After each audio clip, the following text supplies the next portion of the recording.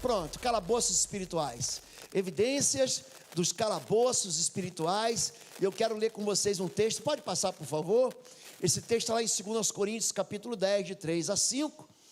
É um texto muito famoso, porque as armas da nossa milícia, da nossa guerra, não são carnais, mas sim poderosas em Deus, para a destruição das fortalezas, anulando sofismas e toda altivez que se levanta contra o conhecimento de Deus e levando cativo todo o entendimento à obediência de Cristo. Amém, gente? Deixa eu falar um pouquinho sobre calabouços, e eu quero tratar um pouquinho a respeito de heranças, quero que vocês conheçam a respeito de perseguições. Hoje o tom da nossa ministração e do entendimento que a gente vai ser dentro dessa área, né?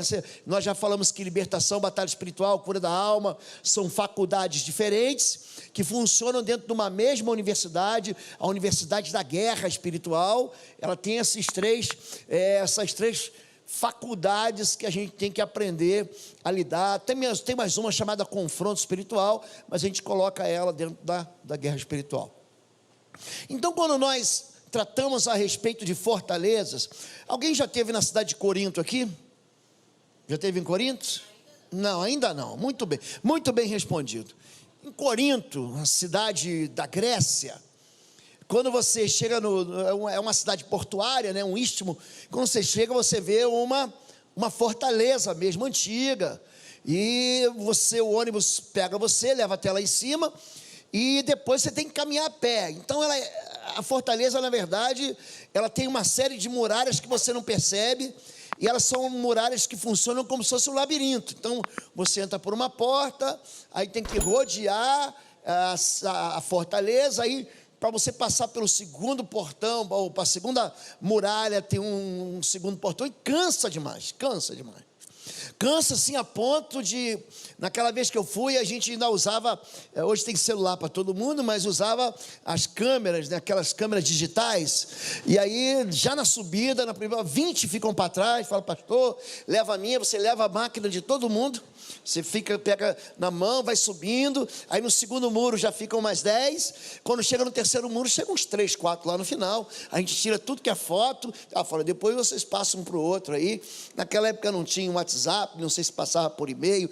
A fortaleza, ela funciona como uma área de proteção. A fortaleza, ela não é uma área de ataque. A fortaleza, você sabe, o que você coloca dentro da fortaleza? Algo que você precisa proteger. Então, onde é que ele está? Ele está escondido dentro da fortaleza.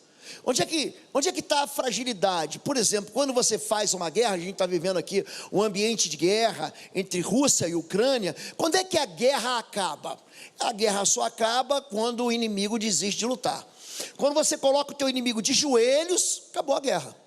Então, por exemplo, a Guerra do Pacífico, ela estava dentro do ambiente da Segunda Guerra Mundial. Segunda Guerra Mundial, ela termina com a derrota alemã na Rússia, no fronte russo, a invasão americana lá pelo norte da França, chamada Normandia. Eles vão cercando os alemães, e acaba a guerra no teatro de operações europeu. Acaba quando Hitler se mata, os oficiais alemães capitulam, se entregam. Agora, a guerra com o Japão, que começou com Pearl Harbor, ela não acabou não, o pau continuou comendo lá, e o japonês não ia se entregar, até que 2 bombas atômicas em Hiroshima e Nagasaki fazem aquela nação, então, capitular, cair de joelhos, e eles, então, se rendem. Então, uma guerra acaba quando o inimigo desiste de lutar. E quais são os pilares da força de uma nação? Tem o pilar econômico, então você estrangula a economia. Tem o pilar da força, é o pilar militar. Existe o pilar do governo, da liderança. Se você ataca um líder, por exemplo, Gengis Khan foi um grande líder na guerra. Ele veio com os mongóis. Ele foi o único exército que venceu a Rússia no inverno. Todo mundo ali perdeu. Então eles vêm, só que num determinado ponto dele já estava chegando dentro da Europa, ele morre. E quando ele morre, aqueles homens voltam para a Mongólia para decidir quem ia liderar. O reino mongol é repartido, acabou. Aconteceu a mesma coisa com Alexandre, chamado de Alexandre o Grande, né? A grande Grécia, ela quebra, ela racha, ela se fatia quando Alexandre morre. Então, se você atacar o pilar, o centro do poder, a liderança, você também acaba com uma guerra. Então, quando a gente fala sobre isso, por exemplo, vocês lembram de um sujeito chamado Bin Laden, lembra desse? Ele estava vivo até mais ou menos 2008, 2009, não foi isso? Ele joga as aeronaves, o poder aeroespacial americano contra as Torres Gêmeas. Eu estou assim, só situando vocês para vocês entenderem como é que funciona o mundo espiritual. Aí ele manda o quê? Ele manda 2 aviões aonde? Nas Torres Gêmeas, que significa ali há um colapso econômico. Ele atinge o quê? O centro comercial e econômico do mundo, porque é ali que funcionava e funciona ainda Wall Street. Ele pega e joga um avião onde? No Pentágono, o centro nervoso de operações militares dos Estados Unidos. Então ele vai jogando e tentando quebrar. Diz que aquele avião que caiu na Filadélfia, ele estava voltando para atingir ou o Capitólio ou a Casa Branca, enfim. O importante é você saber que sempre esses centros de poder são chamados centros de gravitação, e você quebra eles, a nação dissolve. Quando você vai descobrir a razão de um ataque espiritual, quando você vai entrar dentro de uma fortaleza, você vai se aproximar da fortaleza espiritual, você também tem que perceber, você tem que discernir. A palavra discernimento significa interpretação correta. Você vai discernir, você vai fazer um juízo. Pode colocar para mim aqui, não sei se o pastor Marquinhos já está ali, por favor, Hebreus capítulo 4, verso 14. Se não tiver, não tem problema, a irmã Karen vai ler para a gente, não é isso, Karen? Então aqui, tem alguém aqui? Eu estou vendo alguém, só me dá um tchau, sim ou não? Sim? Depois? Então Hebreus capítulo 4, verso 12, a irmã Karen quer sentar aqui na frente? Ou alguém pode dar o microfone para ela também, ela pode ficar ali com as amigas, não há problema nenhum, viu, pastorando? Então está escrito, o que está escrito aí, gente? Já está aqui. Pois a palavra de Deus é o que, gente? Viva, mais afiada, de 2 gumes, ela penetra até o ponto de dividir alma e espírito, juntas e medulhas, e julga os pensamentos e as intenções do coração. Aí na sua Bíblia está assim, apta para discernir. Dá uma olhadinha aí, vê se está escrito isso. Pensamentos e intenções do coração. Ele está falando que a palavra de Deus é a ferramenta do discernimento. Então toda vez que alguém vem buscar a razão pela qual existe uma fortaleza dentro da vida, você deve interpretar a vida dessa pessoa, o caminhar dessa pessoa, a maneira como ela se comporta diante da luz do Evangelho, da palavra de Jesus Cristo. Entenderam isso? Mais um texto, por favor. Deuteronômio, capítulo 28, a partir do verso de número 12. Do verso de número 14, perdão. Deuteronômio 28, verso de número 14. Deixa eu olhar. Já está lá.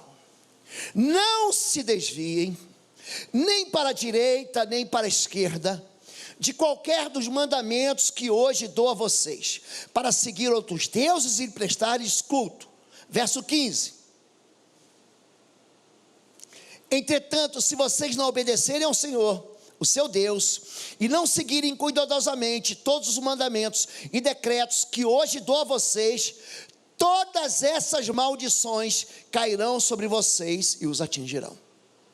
Então a maldição, ela funciona como uma perseguição. Algumas versões ela vai dizer assim, essas maldições te perseguirão e te alcançarão até que estejais destruídos. Então quando nós investigamos uma fortaleza, eu quero que você entenda isso. Um espírito imundo, ele vive em trevas, e ele não quer se manifestar. Ele não quer que você acredite que o fracasso da sua vida está na presença dele. Ele quer que você acredite, não, foi assim mesmo, isso é um fatalismo, infelizmente eu nasci numa família assim, infelizmente eu nasci para ser miserável, infelizmente eu nasci para viver com essa enfermidade que persegue a minha descendência, infelizmente eu nasci para ser um homem traumatizado pela vida. É isso que ele quer que você acredite.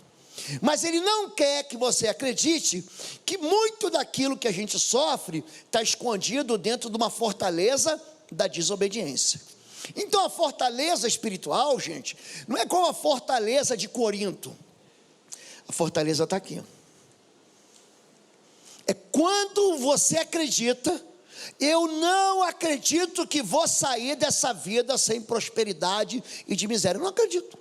Eu não acredito que eu vou pagar essa dívida. Eu não acredito que eu vou sair dessa solidão. Eu não acredito que meu filho vai ser curado. Eu não acredito que minha mulher vai se converter. Eu não acredito. A pessoa, na mente dela, estabeleceu uma mentira como se fosse uma verdade. O nome disso é sofisma. O que é um sofisma? É uma mentira aparentemente, ela é parecida com a verdade, é quase igual à verdade, mas não é a verdade. Então, a grande arma que a gente tem hoje é o quê? É a palavra de Deus como ferramenta. Conhecereis a verdade, João 8,32, a verdade vos libertará. Eu era garoto, eu aprendi que na sexta-feira chamada de Santa, vocês sabem que mês que vem tem a chamada Semana Santa, eu não podia comer carne. Alguém tinha isso? Não podia comer carne? Gente, sabe o que eu fazia? Eu ia lá na sanduicheria e eu falava assim, não, hambúrguer eu não posso porque tem carne. O sujeito, ele mata, rouba, atrai, engana, humilha, despreza, peca, mente. Aí na sexta-feira santa ele não come carne. A religião é capaz de nos aprisionar. Eu acreditava que era o quê? Pecado, até o dia que eu li a Bíblia. Aí na sexta-feira, o que Jesus faz? Aí come um cordeiro. Eu falei, Jesus. Eu já falei semana passada, né? Deus não salvou a salada por meio de Noé, salvou o churrasco. Quando eu descobri, porque sexta-feira santa é dia de quê? É de comer peixe, comer bacalhau. É verdade ou não é? É, gente. Aí o preço do bacalhau, que já está nas alturas, ela sobe para a estratosfera, vai lá para Marte. E aí eu falei, não, hoje eu vou comer churrasco. Então eu quebrei aquela fortaleza que me enganou a minha vida inteira, porque eu achava que se eu comesse carne na sexta-feira eu não ia para o céu. Como se aquilo que você come ou bebe te leva para o céu, te manda para o inferno? Isso é uma grande bobagem. Então a fortaleza o que é? É um grande engano. E a mente da gente fica pregando peças, ensinando para a gente coisas que não são verdade, e a gente está acreditando nelas. Então quando alguém se aproxima de mim, por exemplo, em Marcos capítulo 9, Jesus, o capítulo começa, ele está no Monte da Transfiguração, está ele, Pedro, Tiago e João, o rosto dele brilha como o sol, os discípulos apavorados, falam, não, vamos fazer uma casa aqui, para nós 3, para nós 4, vamos fazer tendas. E aí uma nuvem desce, a voz do Senhor é ouvida, esse é o meu filho amado, a ele ouvi. E eles passam a noite no Monte da Transfiguração. Quando descem de dia, eles chegam numa cidadezinha chamada Betânia, é pertinho de Jerusalém, pertinho mesmo, gente, assim não dá nem para comparar dentro de Campinas, que é uma cidade enorme. Jerusalém é uma cidade pequenininha mesmo. Estava ali do lado, eles descem para Betânia, e quando chegam lá tem uma confusão na cidade. Por quê? Os fariseus, os escribas, estão discutindo com os discípulos por uma causa, e Jesus chega lá, vê aquele burburinho, o que está acontecendo? Antes dos discípulos responderem, antes dos escribas descenderem, vem um pai, Senhor, tem misericórdia do meu filho, porque sofre muito. Olha como é que tem uma fortaleza aí. O pai não sabia a razão pela qual o filho sofreu. Olha, o diabo, o demônio pega ele, joga no fogo muitas vezes, joga na água, essa passagem está em Lucas, também está no Evangelho de Mateus, só João que não faz referência a ela. E muitas vezes joga no fogo, na água, o corpo dele enrijece, ele arranja a boca, ele espuma, ele fala que está sofrendo muito, Satanás, ele está destruindo a vida dele. Aí Jesus, antes de repreender o demônio, preste atenção nisso, ele repreende a incredulidade, ele dá bronca em todo mundo, não é só nos discípulos não. Ele fala: ó geração incrédula, até quando estarei convosco? Me tragam o menino. Aí quando o menino vem, ele já manifesta um demônio. Diz assim: vendo Jesus, o sacudiu violentamente. Depois leia Marcos capítulo 9, o menino cai no chão. Aí Jesus vai fazer a seguinte pergunta, Marcos capítulo 9, verso 21. Jesus perguntou ao pai do menino: há quanto tempo ele está assim? O pai responde: desde a infância. Então havia uma fortaleza escondida, há um demônio ali dentro, e o pai, ele só sabe quando começou a dor. Aquela vergonha, imagina um menino manifestando um demônio, imagina, gente. O menino, ele envergonhado no meio dos coleguinhas, ele envergonhando a família, ele trazendo dor para os pais. Você imagina o sofrimento dessa família? Então era um menininho, e aí ele virou um meninão, mas é menino ainda, é criança, ele é chamado de menino, ele é chamado de criança. Mas Jesus, ele vai o quê? Investigar a fortaleza. Ele vai chegar próximo da fortaleza. Por gentileza, eu queria que você abrisse aí Juízes, capítulo 2, verso 1. Vocês lembram da fortaleza de Jericó? Vocês lembram disso? Josué, quando ele avança sobre o Jordão, o pastor aqui citou sobre o altar no Rio Jordão, é o altar levantado quando eles vão para a cidade de Gibeão. Então, Josué capítulo 2, verso 1, olha o que Josué faz. Josué, capítulo 2, verso 1. Então Josué, o que eu falei? Mas era só para ver se vocês estavam atentos.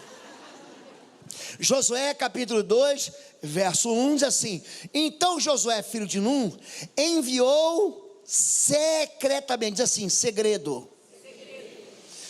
De Sitim 2 espiões e lhes disse: vão examinar a terra, especialmente o que, gente? Jericó. O que Jericó era mesmo, gente? Diga, uma fortaleza. Vai lá, vai de 2 em 2. Vão lá, enviou de Sitim 2 espiões e lhes disse: vão examinar a terra, especialmente Jericó. Eles foram, entraram na casa de uma prostituta chamada Raabe, e ali passaram a noite. Gente, você não faz ideia como esse texto enriquece a nossa vida quando a gente fala de fortaleza e de investigação de causas, de razões pelas quais existem perseguições espirituais. Existe aqui um comissionamento. Então quando você vai, pode deixar o texto, não precisa tirar o texto daí, deixa ele atrás de mim. Quando você vai enviar alguém para investigar, porque essa fortaleza aqui, gente, ela só vai cair no capítulo 6. Quando Josué rodeia Jericó, tinha uma canção que a gente cantava com as crianças: vem com Josué lutar em Jericó, Jericó, Jericó, vem com Josué lutar em Jericó, e as muralhas ruirão. É isso aí, as muralhas vão ruir. Essa aproximação das ruínas, ela tem que ter uma caminhada. Em primeiro lugar, respaldo e cobertura. Ele enviou desde Sitim. Então tem muita gente que quer trabalhar com libertação e batalha espiritual sem cobertura pastoral, sem cobertura da igreja, sem a bênção do seu pastor. Eu não vou esquecer um dos primeiros livros que eu li, de um homem chamado Mark Bubeck. Ele escreveu um livro na década de 70, um pastor meu, logicamente de 70, eu estava nascendo, mas um pastor meu me entregou ele depois que eu leio esse livro aqui, e ele conta sobre gente muito bem intencionada. 5 casais, eles saem lá da América, dos Estados Unidos, E eles vão pregar o evangelho aonde? Num território de feitiçaria dentro do Haiti. O pastor diz, não vai, não, porque Deus me revelou, porque Deus me mandou ir, porque Deus, eu tenho certeza que Deus apontou aqui uma direção, e eu tenho que fazer esse ministério. E eles vão para onde? Vão para Haiti. Gente, foi uma bênção. Expulsaram demônios, houve conversão, começaram um trabalho lá, mas 2 anos depois, os 5 casais já estavam separados. 2 anos depois, já estavam separados. As famílias já tinham, os casais já estavam divorciados. Qual é a questão aqui? A questão é que, quando você envia alguém, você não envia essa pessoa sem cobertura espiritual. Eu tratei semana passada, ou retrasada, semana passada, quando eu falei de cobertura, armadura e patente espiritual. É necessário você estar preparado para a guerra espiritual. Armadura, ninguém vai te dar armadura. A armadura quem pega é você. Tomai sobre vós toda a armadura de Deus, estáis prontos para suportar todas as ciladas do diabo, e a nossa luta não é contra pessoas, é contra principados, potestades, poderes das trevas desse mundo tenebroso, e hostes espirituais da maldade nos lugares celestiais. Efésios capítulo 6, verso 12, armadura, querido, quem pega é você. O capacete da salvação, as botas da prontidão do evangelho da paz. O que ele está dizendo com tudo isso, querido? Não vai para a guerra se você não tem certeza da tua salvação, não vai. Você vai ser atingido, você vai ter um soldado sem capacete. A primeira coisa que o inimigo vai atacar é a tua mente. Se você tem dúvida de se você é salvo ou não, leia 1 João, tem 5 capítulos. Em 1 João, você vai ver assim, essas coisas vos escrevi para que saibais que tendes a vida eterna. Pronto. Então, se você ler 1 João durante 30 dias, você não vai ter mais dúvida da tua salvação. Ele fala o seguinte, ó, se embrulhe na verdade, coloque o cinturão da verdade, ou seja, não vai dizer que você é aquilo que você não é, não vai mentindo. Tem gente que quer ir para a guerra, todo manchado pelo pecado. Primeira coisa, conserta o teu casamento, conserta a vida com o teu filho, seja o melhor funcionário no teu trabalho. Ah, pastor, porque o diabo se manifestou e me mandou embora. Duvido. Se você for o melhor empregado, a empresa pode fechar, você vai ser o último a ser mandado embora. Agora, qual é o problema? O crente é o último a chegar, é o primeiro a sair, é o primeiro a pedir dispensa, apresenta, vem feriado, ele é o primeiro a chegar com uma dispensa médica. Não posso, estou mancando da perna, estou cocheando entre 2 pensamentos.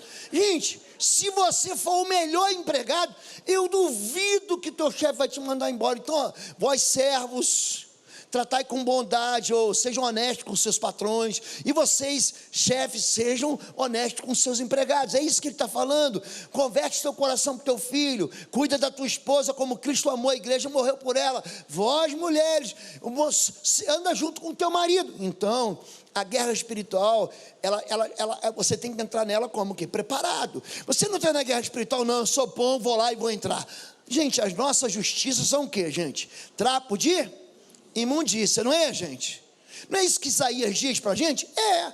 Então, se você não entende que você foi justificado pelo sangue do Cordeiro, e você se tornou justo por causa da cruz, você não está pronto para o combate. Se você não tem a palavra de Deus, que é a espada, você não está pronto para o combate. Se você não se cobre com o escudo da fé, você não está pronto para o combate. Vai vir uma flecha de fogo, vai vir uma flecha incandescente, vai vir uma bala perdida, e pastor, entrou pelos buracos da minha armadura. É isso que você vai dizer. Então, a armadura, quem pega, diz, quem pega sou eu. Eu que tomo a armadura. Patente espiritual, você vai adquirindo na caminhada, né? Você luta com leão, luta com urso, você luta com gigante, você luta contra 200 filisteus. Daqui a pouco você coleciona tanta vitória que o pessoal vai fazer canção a teu respeito. Agora, cobertura espiritual, quem dá é a tua igreja. Então você não pode ir para a guerra. Por isso que José fala assim, desde Sitim ele envia 2, então existe um respaldo, existe uma cobertura, existe uma bênção. Quando Moisés, ele levanta as suas mãos, em Êxodo capítulo 17, Josué, ele vence a batalha contra os amalequitas. Quando a mão de Moisés cansa, Os amalequitas vencem Josué. Aí vem um time de intercessão, levanta a mão, Arão e Ur. Aí eles continuam vencendo e diz assim: então eles derrotaram ao fio da espada, e a mão permaneceu levantada até o fim do dia. Ele desbaratou os amalequitas. Então vamos combinar aqui, gente: cobertura, armadura e patente. Enviou Josué 2 espias. Tem uma versão que diz que eles eram príncipes. Se você pegar Números capítulo 13, o mapeamento, essa perspectiva de você entrar e olhar a fortaleza, porque eles olham a fortaleza de fora, mas eles entram na fortaleza. Olha, vão examinar Jericó, mas eles entram na fortaleza, eles entram na casa de uma mulher, e ali eles passam a noite. Então preste atenção nisso. Não é só você olhar o ambiente. Então você olha assim, se há alguma evidência espiritual, se há alguma evidência emocional, se há alguma evidência física. O que é uma evidência espiritual? A pessoa ouve vozes, a pessoa vê vultos, a pessoa vê espíritos, a pessoa falou: pastor, aqui o espírito está falando para mim, eu não acredito nesse pastor não. A pessoa ouve, gente, ouve mesmo. Isso é uma evidência espiritual. Ela ouve batuques, ela não consegue ler a Bíblia. Na hora do louvor ela tem vontade de ir embora. Como assim? O louvor é justamente aquilo que atrai a presença de Deus. Quando você louva, você entra na presença de Deus. Nós entramos na presença de Deus pelas portas do louvor. Não é isso que o salmista diz? Quando você louva, você prepara um trono e Deus vem. Ele toma lugar aqui. O Espírito de Deus, gente, ele vem agir aqui na nossa vida.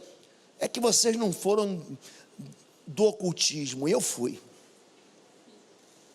Você chegava no terreiro, batia a palma. Tem gente que fala assim: não, eu vou chegar depois do louvor.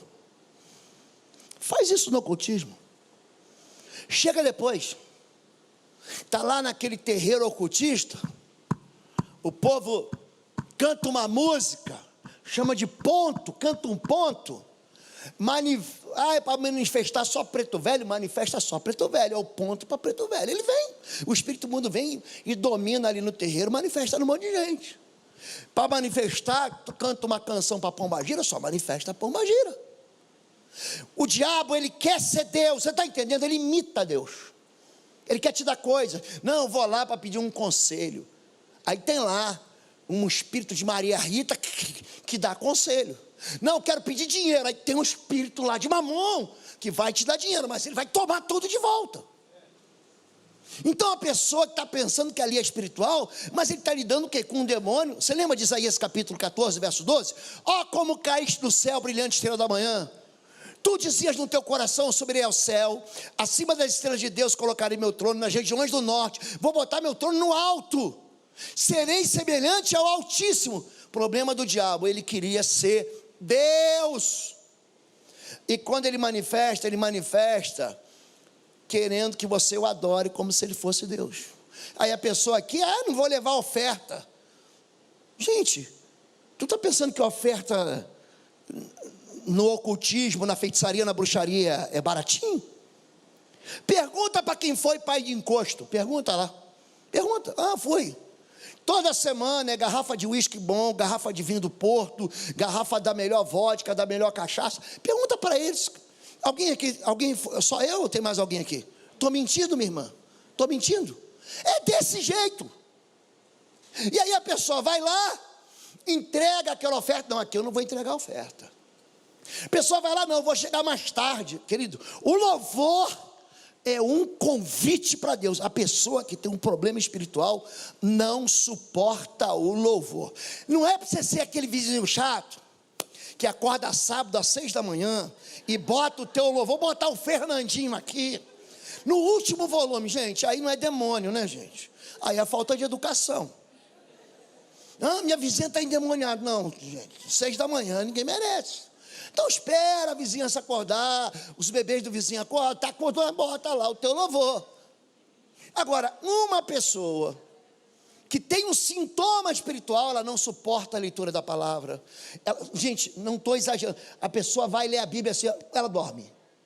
Eu não estou falando dos crentes omissos, que deixam para fazer a leitura da Bíblia meia-noite, depois O sujeito acorda às 6, aí bota as crianças para acordar, faz o café da manhã, leva para o colégio, volta, trabalha, toma um monte de bronca, tem que alcançar a meta, almoça correndo, volta, trabalha. Gente, aí meia-noite não dá para ler a Bíblia. Dá para ler a Bíblia? Aí você vai estar, pastor, é demônio. Não, é cansaço. Você está esgotado, isso é um esgotamento espiritual. Mas a pessoa que está acordada, dormiu bem, dormiu 8 horas de sono, alguns dormem 12 horas de sono, e aí chega de manhã, na hora de ler, não me deu sono de novo. Aí, gente, isso é um sintoma de que há um problema espiritual. Então, audição de vozes, problemas emocionais. Tem, gente, um maníaco do parque, ele estava normalzinho. Aí quando dava 4, 5 da tarde, ele saía à caça da sua presa e levava para estuprar, para morder, para comer. Eu tratei uma senhora, eu posso falar o nome dela, porque o testemunho dela é público. Ela bebia sangue. Eu estava mostrando para a pastora Beta alguns casos aqui que eu atendi, que era para você ficar horrorizado. Ela foi presa como louca no hospital de louco. Sabe essa veia aqui, que o enfermeiro bate assim, né? Aí prende aqui, não é isso? Prende aqui no braço. Para tirar, ela se soltava e chupava o próprio sangue. Era um espírito imundo. Ele se alimenta dessas coisas, se alimenta daquilo que é podre. Uma legião, o sujeito se possessa de uma legião, ele come fezes, ele bebe urina, ele vai para os dois extremos, né? Ou ele vai comer porcaria, carne estragada, defunto, carne podre, ou então ele vive num ambiente que ele tem que lavar a mão. Não é toque, não. Toque também parece com toque, porque o sujeito tem transtorno compulsivo obsessivo, o cara vai lavar a mão 50 vezes por hora. Ele vai para esses dois extremos. Então, existem sim evidências emocionais, existem evidências espirituais, existem evidência física. Você vai orar, a pessoa começa a tremer, pronto. Você bota a mão na cabeça e ele já começa a querer escapar. Não, em nome de Jesus, pronto, é uma evidência física. Em Lucas capítulo 13, verso 10, você pode colocar para mim, por favor, Lucas capítulo 13, verso 10? Evangelho de Lucas capítulo 13, verso de número 10. Verso 10, certo sábado, Jesus estava ensinando numa das sinagogas, local de culto, tá bom, gente? Verso 11, ali estava uma mulher que tinha um espírito, diga um espírito. Tem uma versão que vai dizer um demônio, que a mantinha doente havia 18 anos, ela está dentro da igreja, hein? Está perto de Jesus, hein? Ela andava encurvada e de forma alguma podia endireitar-se. Então, o espírito manifestava nela e ela andava assim. Tem espírito que manifesta, a pessoa fica cega e muda, fica surda, manifesta no braço, manifesta com violência, manifesta na língua, a língua cai, manifesta no corpo, aí fica assim, que nem uma, enfim, geralmente o espírito de prostituição, de sensualidade. Tem espírito imundo que manifesta a cabeça, fica em pé assim, não sei como é que consegue, é que nem aquela ginasta, bota a cabeça no pé. É um espírito que manifesta, normalmente chamado Kundalini, ele manifesta na coluna, a pessoa fica toda torta, vai no médico, faz cirurgia, está lá o espírito imundo. Essa é uma evidência física. Jesus olhou para ela, pode passar o próximo versículo, versículo 12. Ali estava uma mulher que tinha um espírito que mantinha doente. Ao vê-la, Jesus viu, chamou à frente e lhe disse: mulher, você está livre da sua doença. Pode continuar. Então lhe impôs as mãos, diga, impôs as mãos.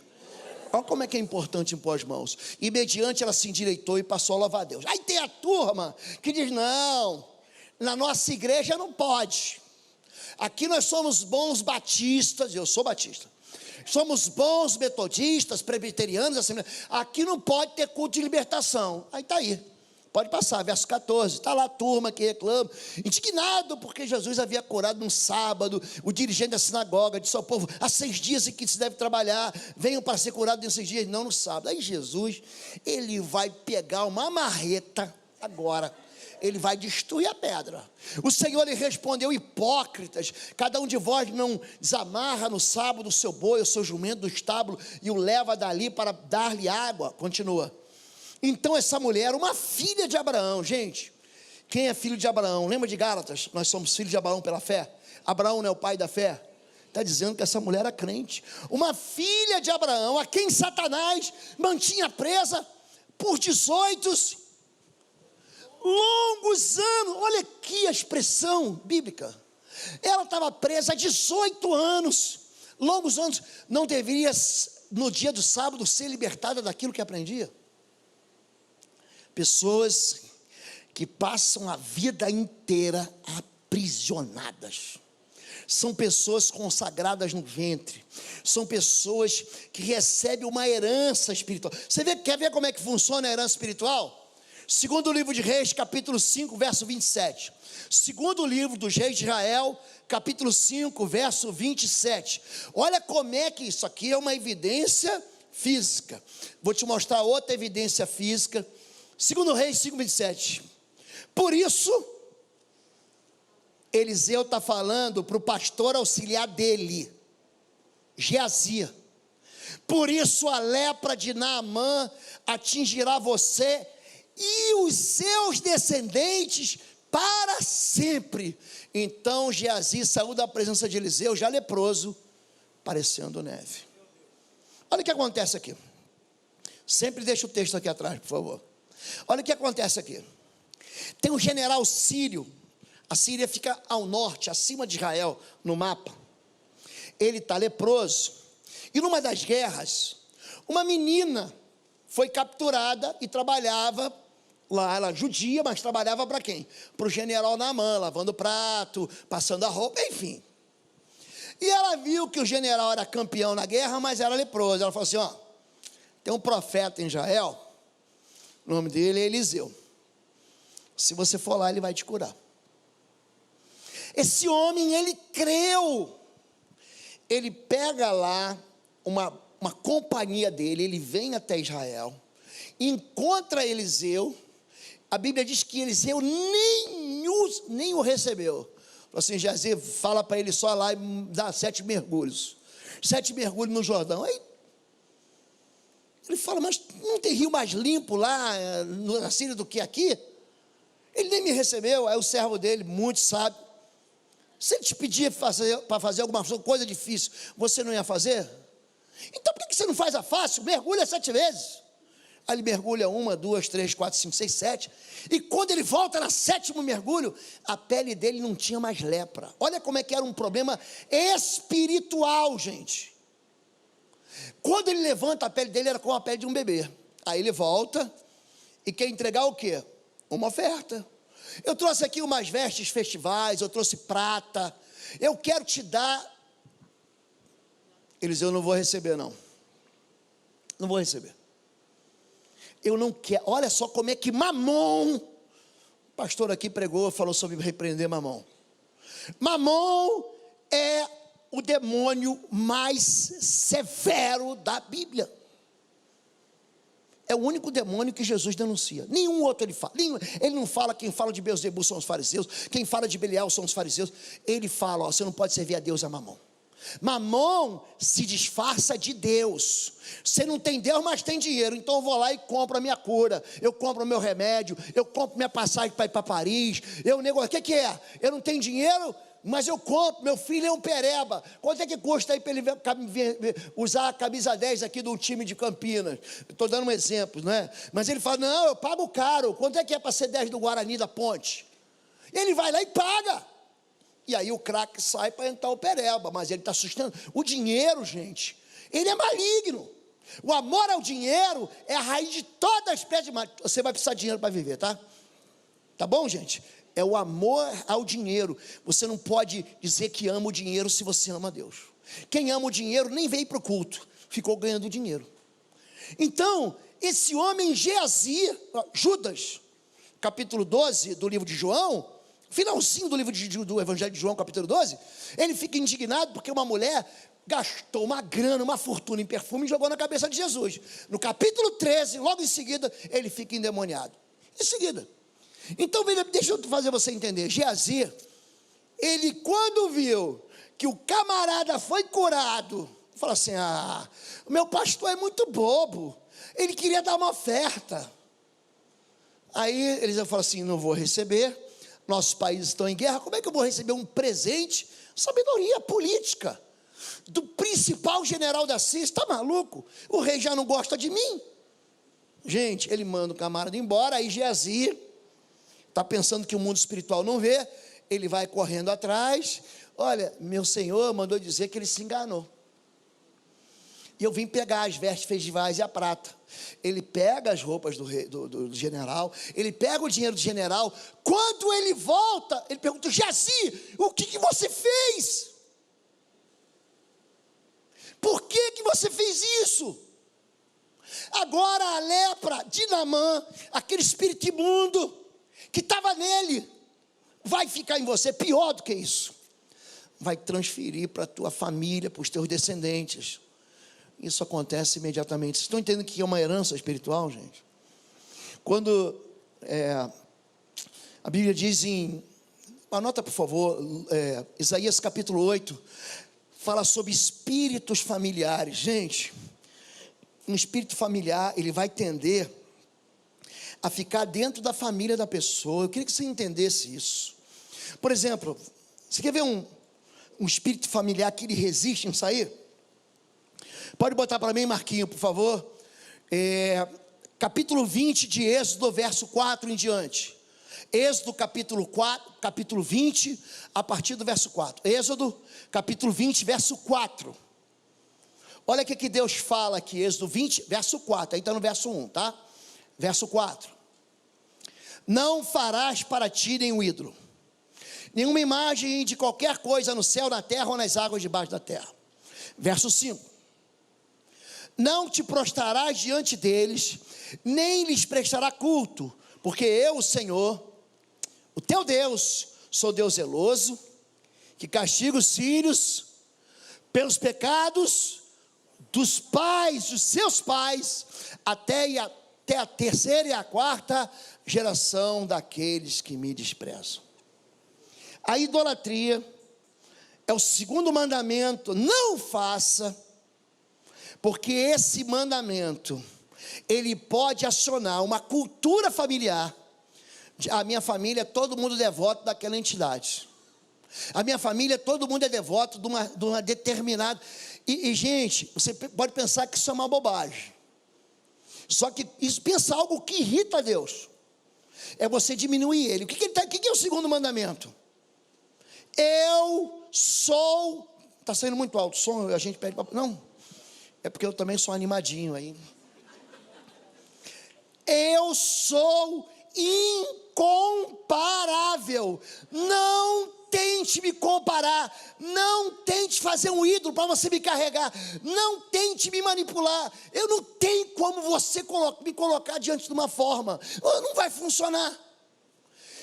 Isaías capítulo 42, verso 8. Isaías 42, 8. Vamos ver o que a Escritura Sagrada fala sobre a idolatria. Isaías 42, 8. Eu sou o Senhor, este é o meu nome, não darei a outro a minha glória, nem a imagens o meu louvor. Não, eu vou sair porque eu sou devoto dessa imagem, vou cantar canções, eu vou me encurvar. Gente, Deus gosta disso, gente? Então vamos continuar. Isaías 45, 20. Vamos continuar caminhando para você ver como é que isso é transferido de geração em geração. Você ensina o teu filho a ser devoto de um ídolo. Isaías 45, 20. Ajuntem-se e venham. Reúnam-se vocês, fugitivos das nações. São ignorantes aqueles que levam de um lado para o outro imagens de madeira. Tem uma versão que diz: carregam em procissão imagens de madeira e oram a deuses que não podem salvar. Por que o ídolo não pode salvar, gente? Por quê? Já reparou a maldição que está em volta da idolatria? Vocês já repararam isso? Eu vou dar outro texto para vocês. Quem crê que a Bíblia é verdade aqui?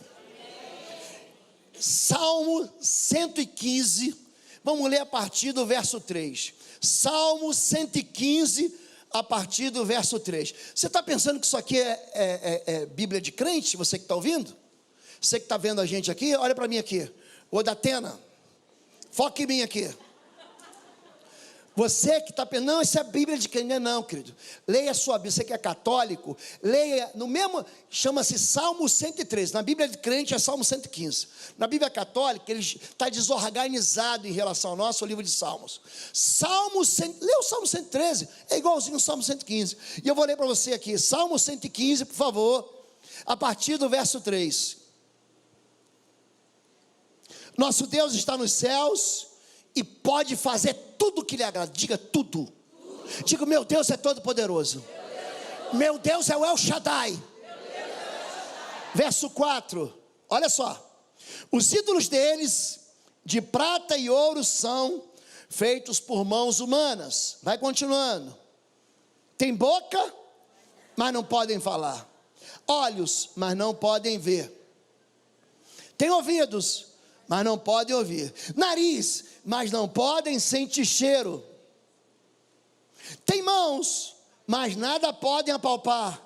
Pés, mas não podem andar. E não emitem som algum com a sua garganta. Olha o verso 8. Tornem-se como eles, aqueles que o fazem, e todos os que neles confiam. Você fica igual ao teu ídolo, igualzinho. Ah, meu ídolo é a Shakira. Pronto, você vai começar com aquele rebolado. Meu ídolo é o Neymar. Você vai botar a camisa 10 do PSG, da seleção brasileira. Aliás, acho que teve muita gente hoje que deve ter ficado vendo o jogo do Brasil. E você escolheu a melhor parte. Amém, gente?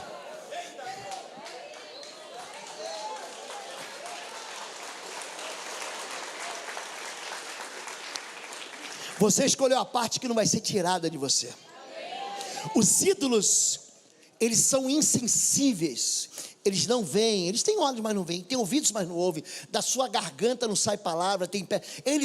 Você vai ficar igual, torne-se semelhante a eles, os que o adoram. Então, uma pessoa chega no gabinete e ela conta para mim que o nome dela foi dado, foi consagrado, porque a mamãe era devoto de um determinado ídolo. Pode ter certeza, pode buscar isso.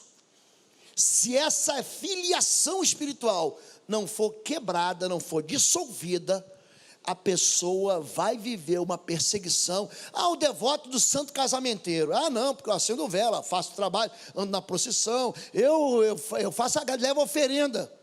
Teu casamento vai ser uma miséria. Ou então você vai ficar solteiro ou solteira para sempre. Porque você vai ser igual ao teu ídolo. E o ídolo casamenteiro era solteiro e nunca se casou.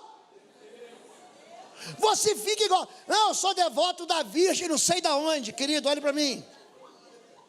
Você é devoto da Virgem?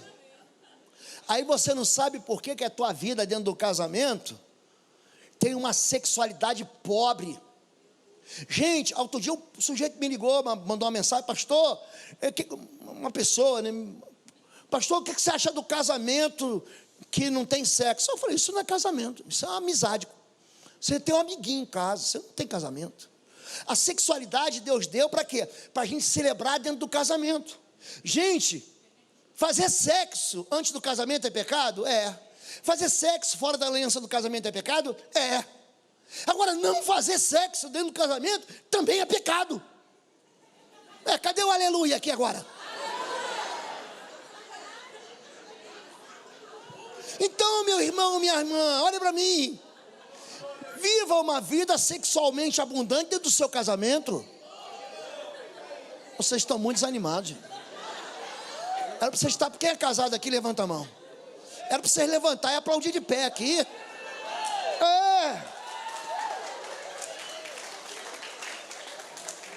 A idolatria, gente, ela funciona quando? Ensinando os filhos. É por isso que Deus visita o quê? O netinho, a filhinha, o netinho, a terceira e a quarta geração, entenderam isso? Gente, você vai observar a Fortaleza, você vai ver uma coisa interessante. Quer ver algo que destrói, que entra dentro do coração de uma pessoa, de uma família? Quebra de alianças. A gente falou aqui sobre adultério. Gente, pensa algo assim que irrita a Deus.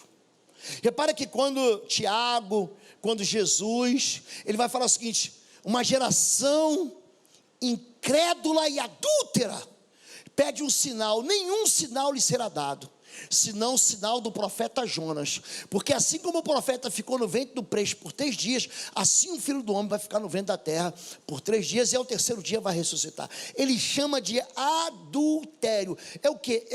É o amor quebrado, é a deslealdade. Gente, quando Davi, um homem que a gente não pode nem amarrar o sapato dele, ele adultera. Eu tenho uma mensagem no meu canal do YouTube, chamada Lidando com a Ferida do Adultério. Ele teve uma noitada, gente, mas a resposta espiritual sobre a vida dele foi uma tragédia. Você quer ver isso? Segundo livro de Samuel, capítulo 11, eu acho que é verso 5. Segundo Samuel 11, 5, por favor. Segundo livro do profeta Samuel, ou 5. A mulher engravidou e mandou um recado a Davi, dizendo que estava grávida. Aqui a casa dela caiu. Vamos ver o capítulo seguinte? 2 Samuel, capítulo 12, verso 5. 2 Samuel 12, 5. 2 Samuel 12, 5. Então, Davi encheu-se de ira contra o homem e disse a Natã: juro pelo nome do Senhor, que o homem que fez isso merece a morte. Era ele mesmo. Ele está profetizando a desgraça na vida dele. Verso 6. Deverá pagar, ele não matou um, 4 vezes o preço da cordeira, porquanto agiu sem misericórdia. Vai passando, verso 7. Você é esse homem, disse Natã a Davi, e continuou: assim diz o Senhor, o Deus de Israel, eu ungi rei de Israel, e o livrei das mãos de Saul. Lembra que Saul queria matar ele? Você lembra? Sabe quantos anos ele ficou fugindo de Saul? 7.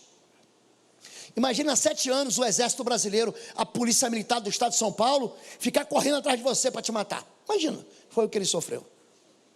Pode continuar, meu irmão. Dei a você a casa e as mulheres do seu senhor, dei a você a nação de Israel e Judá, e se tudo isso não fosse suficiente, eu teria dado mais ainda.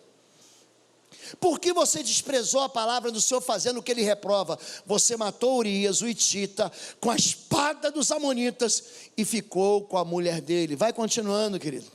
Por isso, a espada nunca, diga nunca, se afastará de sua família, pois você me desprezou e tomou a mulher de Urias, o hitita, para ser sua mulher.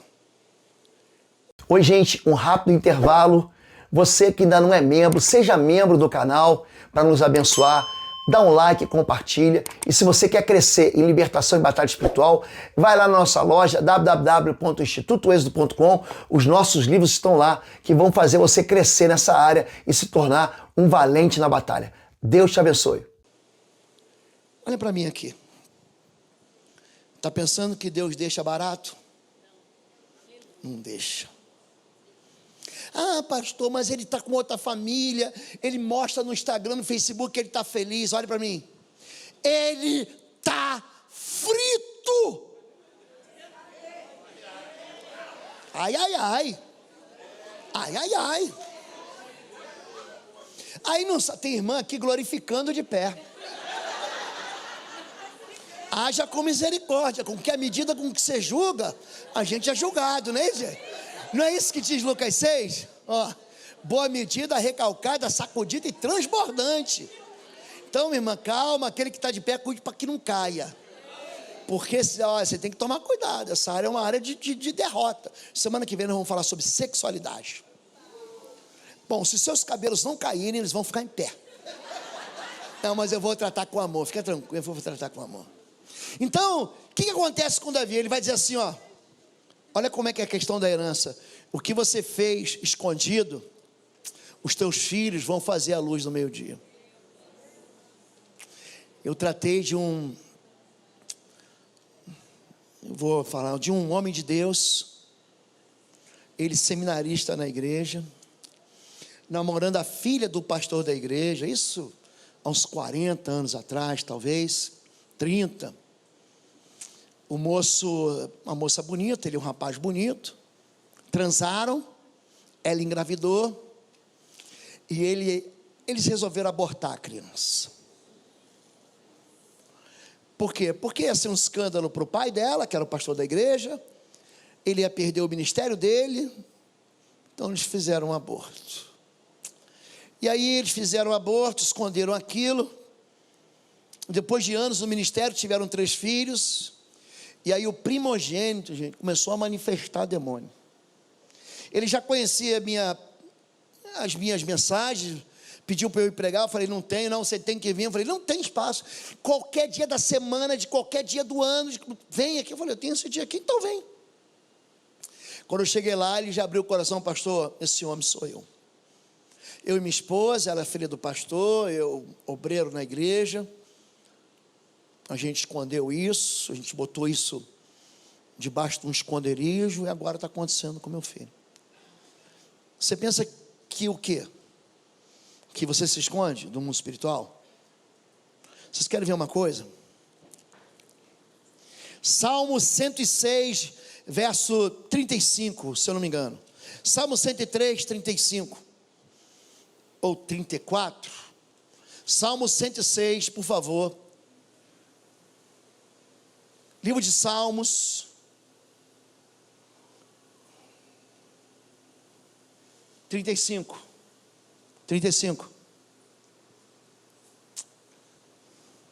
Em vez disso, ele está falando de julgo desigual, de casamento em julgo desigual. Misturaram-se com as nações e imitaram as suas práticas. Verso 36. Prestaram culto aos seus ídolos, que se tornaram uma armadilha para eles. Caíram dentro de um alçapão. 37. Sacrificaram seus filhos e suas filhas aos demônios. Verso 38. Derramaram sangue inocente, o sangue de seus filhos e filhas sacrificados aos ídolos de Canaã, e a terra foi profanada pelo sangue deles. E aí, isso é brincadeira? Você acha que isso aqui irrita Deus ou não? Você está entendendo?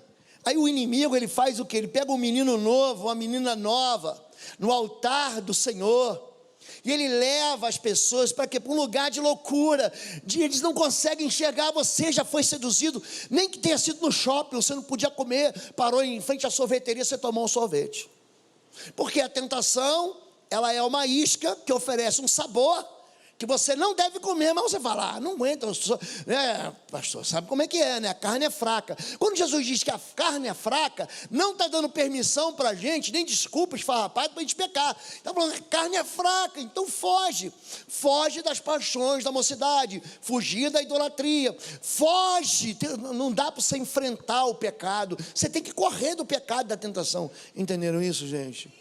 Quando Davi, ele peca, Deus fala o seguinte, a espada não vai sair da tua casa. O que você fez escondido, os teus filhos vão se fazer à luz do meio-dia. Um filho dele, Aminon, tem relação de incesto com a própria irmã, Tamar. Absalão, ele toma as 10 esposas do filho de Davi, naquele tempo podia, tá? Não pode não, tá, gente? Por favor. Uma já é uma dificuldade, irmão. Você imagina 10, tá? Não fica pensando que isso aí vai... Não. Lembra semana passada que eu falei de um pastor, amigo meu, do pastor José, você lembra disso? Que Deus viu Adão? Lembra que eu falei isso? E Adão estava bem tranquilo e feliz? Aí o que Deus fez? Adão, tua felicidade está me irritando. Vou te botar para dormir, vou te arrancar uma costela, vou te arranjar um problema. Davi, gente, os filhos dele vão ser a espada nunca mais saiu da casa dele, nunca mais. Eu preciso dar um intervalo. Eu dou um intervalo ou sigo em frente? Pessoal, a assembleia, posso fazer aqui, pastor falou, está em casa? Batista, né? Favoráveis, levanta uma das suas mãos, a gente continuar. Favoráveis, amém, pode abaixar. Contrários, dê um salto mortal carpado para trás. Não há contrários, então nós vamos seguir em frente. Davi, então, ele vai perder 4 filhos aí nessa brincadeira. Salomão, o filho dele, tem 1000 mulheres, olha a porta que ele abre. Vocês estão entendendo essa questão da herança espiritual? Se você não tapa essa porta, se você não vai lá e fecha essa porta, se você não interrompe esse processo, ele vai continuar seguindo a sua vida. Você vê, quer ver uma fortaleza, gente? É interessante, eu gosto de andar por aqui, porque eu gosto de ver o rostinho de todo mundo, e tem uns que ficam atrás da coluna, assim, a gente não vê. Mas quer ver uma coisa aqui? Casar em julgo desigual. Ah, pastor, nada a ver. Eu tenho até uma vizinha que casou em julgo desigual, foi lá e saqueou o inferno. Presta atenção. Malaquias capítulo 2, verso 10. É o último livro do Antigo Testamento, Malaquias capítulo 2, verso 10.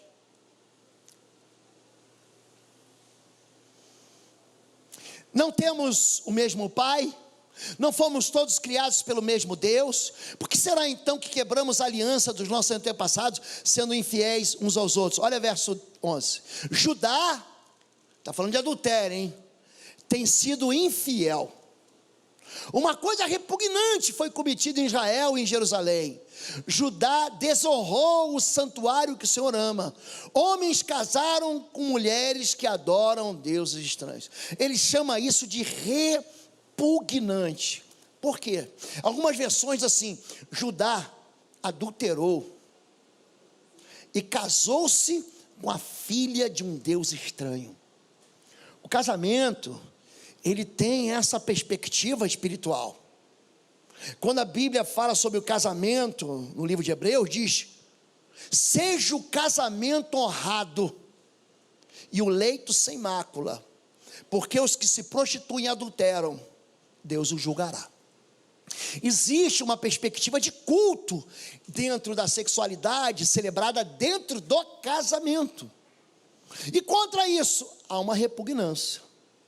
Em Ruth capítulo 1, verso 16, há o princípio da aliança: o teu Deus será o meu Deus, o teu povo será o meu povo, aonde tu fores eu irei, aonde tu pousares eu pousarei, e aonde morreres ali eu serei sepultada. E que Deus faça contra mim o mal se eu quebrar isso. Então, na aliança há uma ligação. E aí o que acontece? Não, eu vou morar em outra cidade, porque eu vou trabalhar para trazer sustento. Gente, se o teu marido for embora, vai com ele. Se ele for para a Ucrânia, vai com ele. Se ele for para o Vietnã, para a Bósnia, vai com ele. Vocês são uma... Gente, não quebre esse princípio. Não quebre esse princípio. Porque quando você quebra esse princípio, quando você... Um reino dividido, uma casa dividida, não subsiste. Não subsiste. Quando a Bíblia fala sobre intenção sexual, em 1 Coríntios capítulo 7 diz o seguinte: o corpo do homem não pertence ao homem. Amém, irmãs? Aponta aí quem está com o marido do lado aí, aponta para a barriga dele aí.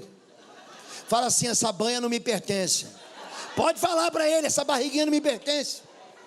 Pastora Fabiola fala isso para mim: isso não me pertence. Agora, o corpo da mulher não pertence à mulher, mas ao homem. A Bíblia diz que você deve coabitar com inteligência. Não vos proibais. Não, eu vou fazer greve, pastor, porque ele não lavou a louça essa semana. Eu vou fazer greve porque ele está muito teimoso. Gente, presta atenção. Você está entregando o teu marido no braço de outra mulher. Você está fazendo isso. Está pensando que você está ganhando, você está perdendo. Homem apaixonado não trai não, querido. Homem satisfeito, não, obrigado. Acabei de sair da churrascaria, não quero comer pizza não. Não vos proibais, a não ser por um período de tempo pequeno, para vos dedicardes ao jejum e à oração. Tempo, diga tempo pequeno. Porque Satanás está preocupado com isso, para que Satanás não vos tente pela vossa incontinência. Teu marido foi, querido, vai.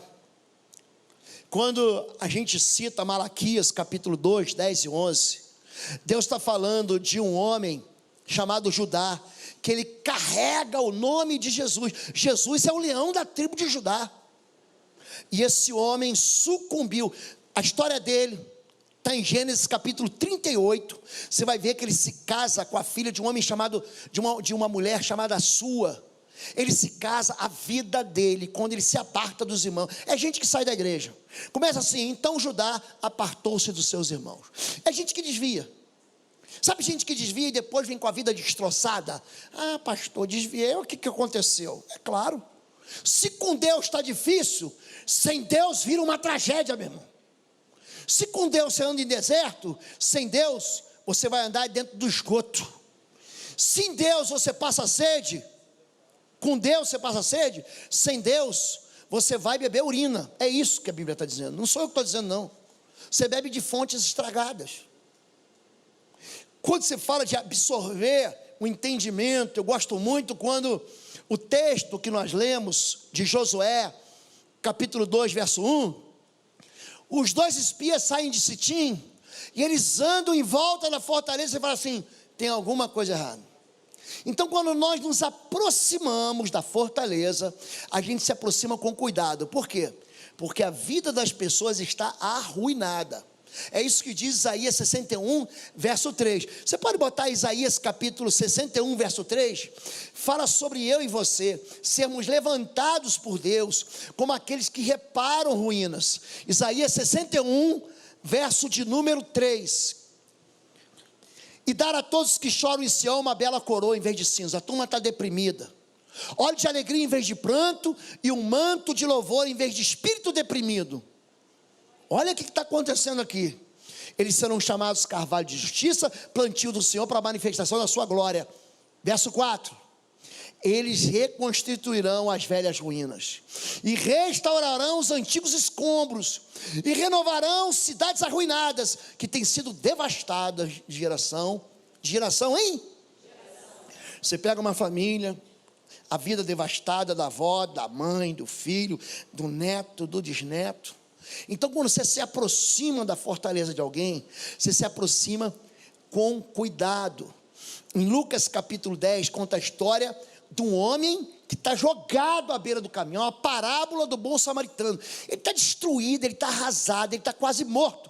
Um samaritano chega e se aproxima com compaixão. Diga compaixão.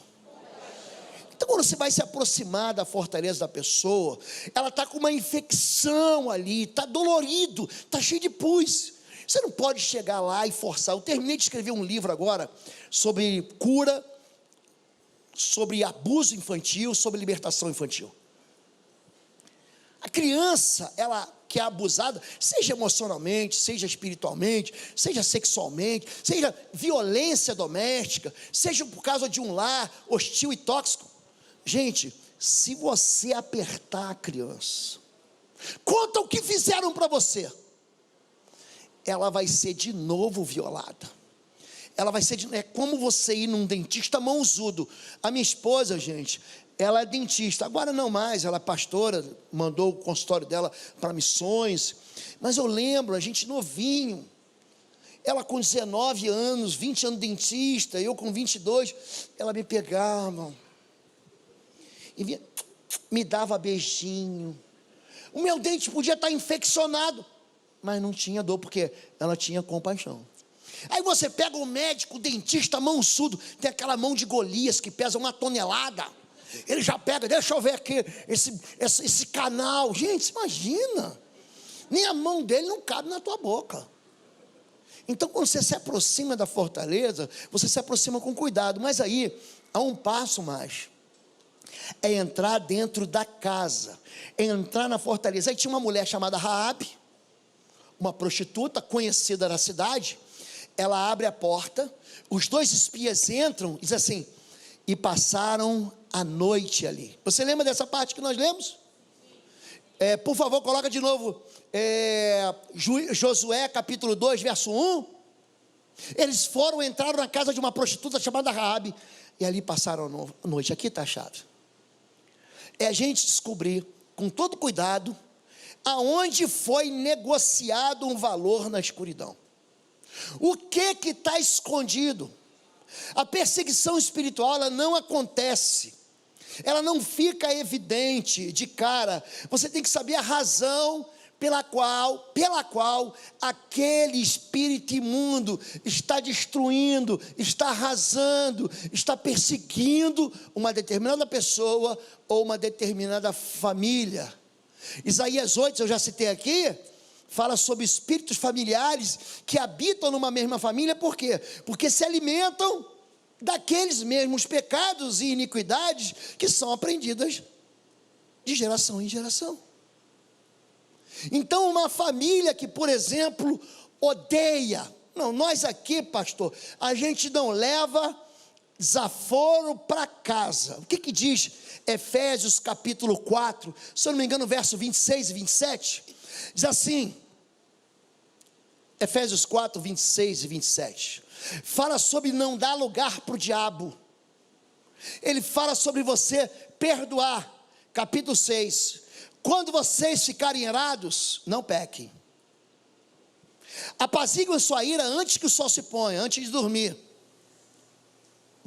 Pode passar, verso 27. E não dê lugar ao diabo. Então o ódio, preste atenção nisso, é um lugar aonde Satanás habita. Eu odeio ele e não vou perdoar. Gente, isso está dentro do coração. A mulher não fala, o homem não fala, mas o mundo dele encolhe. Ele me fez mal, a gente era tão feliz, a gente ia aqui num shopping em Campinas, a gente ia num restaurante, a gente saía, ia num cinema, eu ouvi, essa é a nossa música, você lembra disso? Essa música me lembra dela, esse perfume me lembra dela. Sabe esse negócio de perfume antigo? Ó, perfume é o seguinte, não usa perfume antigo não, tá? Perfume antigo tem cheiro do namorado antigo, joga isso fora. Perfume novo, tá bom, gente? Ó, tô dando uma dica que eu dou aqui. Eu tenho um curso que eu faço, chama-se Hot, Sexo Hot, só para casados. Não, sou noivo, não, noivo não. Casado, não é juntado, casado. Joga perfume velho fora, compra um perfume novo, senão ele vai lembrar da outra, ela vai lembrar do outro. Olha o que eu estou falando, hein? É revelação. Aí o mundo da pessoa, pastor, fica pequenininho. Ele vai embora, ela vai embora. Aí o shopping é proibido, não. Ele andava muito nesse shopping. Aquele restaurante que a gente ia também, não vou mais. Aquela comida, aquela pizza que eu comia, eu já detesto. Aquele perfume, eu não quero mais saber. O ódio diminui a vida e o ódio atrai. Essa ferida de não perdoar, gente, ela é terrível. Então a pessoa sente dor no peito. Isso é o sintoma físico de algo espiritual. Pastor, tem uma dor no peito aqui. Pode buscar sim, se não tem ausência de perdão. Tem. Quer ver a ausência de perdão? Nós sempre falamos aqui que a culpa é quando você não se perdoa. Não é que fizeram mal contra você, você que fez o mal contra alguém. Romanos capítulo 14, verso 22. Pode colocar para mim, bota na tela, Datena. Romanos capítulo 14, verso 22, por favor.